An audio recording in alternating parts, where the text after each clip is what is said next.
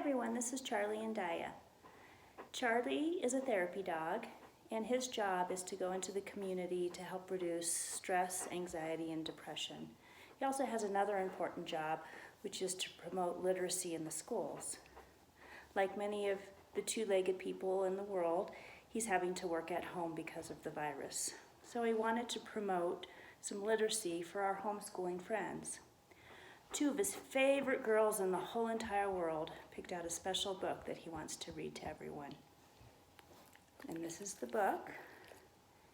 And so let's read the special book to everyone.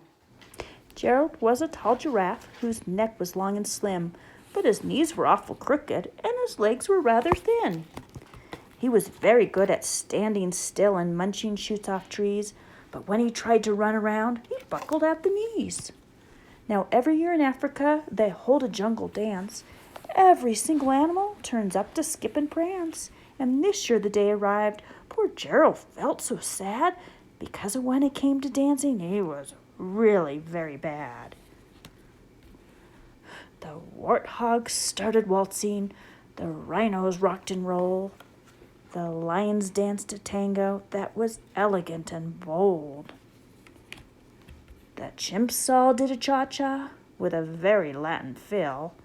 The 8 baboons then teamed up for a splendid Scottish reel. Gerald swallowed bravely as he walked towards the floor, but when the lions saw him coming, they soon began to roar. "Hey, look at clumsy Gerald," the animals all sneered. "Giraffes can't dance, you silly fool. Oh, Gerald, you're so weird." Gerald simply froze up. He rooted to the spot. "They're right," he thought. "I'm useless. Oh, I feel like such a clot." So he crept off from the dance floor and he started walking home. He'd never felt so sad before or so alone. Then he found a little clearing, and he looked up at the sky. "The moon can be so beautiful," he whispered with a sigh. "Excuse me," coughed a cricket who had seen Gerald early on, "but sometimes when you're different, you need a different song. Listen to the swaying grass and listen to the trees. To me the sweetest music is those branches in the breeze.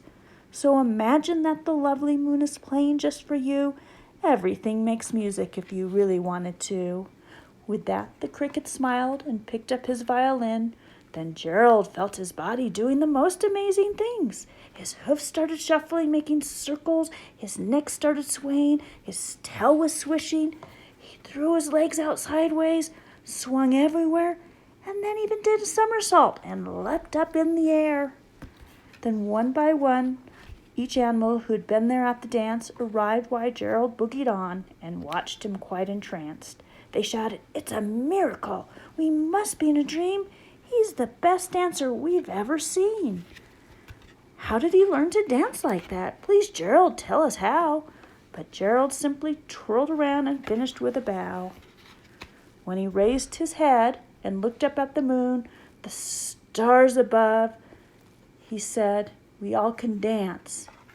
We need to find music that we love."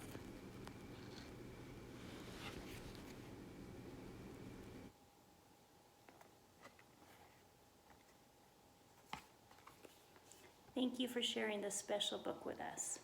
Have a good day.